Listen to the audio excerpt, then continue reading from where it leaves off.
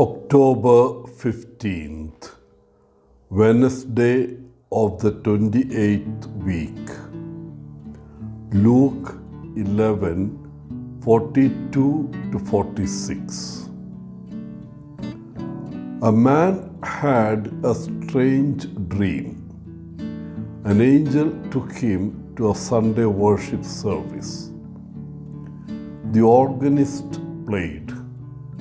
The keys went up and down, but no music came from the organ. The choir sang.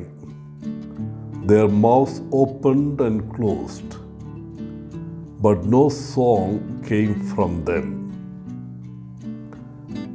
The congregation prayed. Their lips moved, but nothing could be heard. The man turned to the angel and said, "Why don't we hear anything?" The angel replied, "There is a lot of activity, but no real worship. That's why we can't hear anything." In today's gospel, Jesus scathingly says to the Pharisees, "Woe to you, Pharisees! You pay tithes of mint and rue, but you pay no attention to judgment and love for God." What strong words! Jesus then accuses the Pharisees of enjoying seats of honor in the synagogues and differential greetings in the marketplaces. He likens the Pharisees to unseen graves over which people unknowingly walk. Then he continues, "Woe to you, scholars of the law! You impose heavy burdens on the people that are difficult and painful. Yet you do not lift a finger to touch them."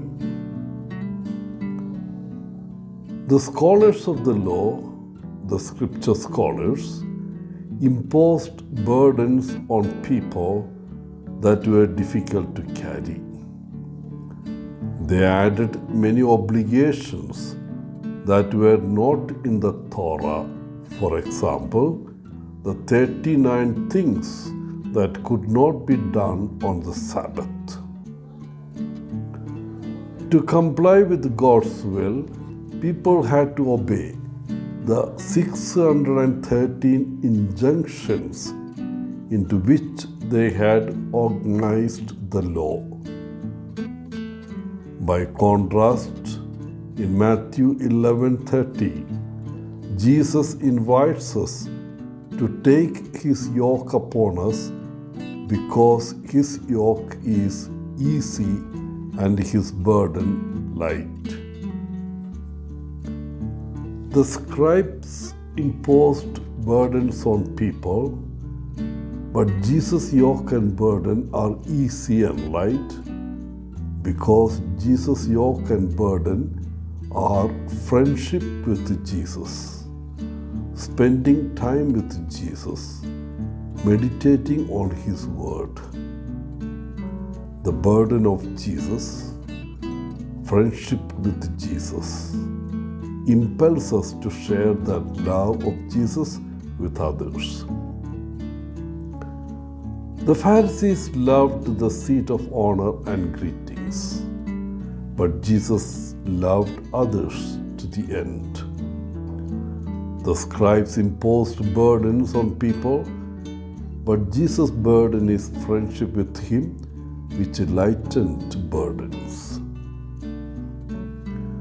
Today, the church celebrates the feast of Saint Teresa of Avila, a Spanish nun who lived in 16th century.